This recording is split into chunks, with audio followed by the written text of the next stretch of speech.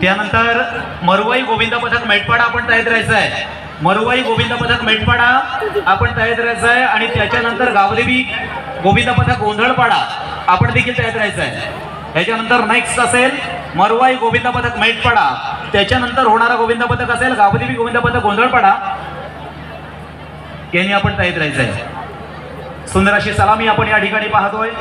अनेक चिमुरडे आपण या ठिकाणी अर्थात विजयी सलामी देत असताना पाहतो. निश्चितपणे एक सुंदर असं वातावरण पाहतोय. अनेक गोविंद पथक या ठिकाणी मोठ्या गर्दीनं. हो हो, क्या बात आहे, जबरदस्त. 14 टाळ्या वाजल्या पाहिजेत आपल्या छोट्या गोविंदासाठी. जबरदस्त खेळ, अर्थात महाराष्ट्राचा खेळ, सन्मानाचा खेळ, आत्मसन्मानाचा खेळ अलिबाग नगरीमध्ये या ठिकाणी संपन्न होत असताना आपण पाहतोय. पुढील गोविंद पथक आहे मरुवाई गोविंद पथक मेटपाडा आपण तयार राहायचंय.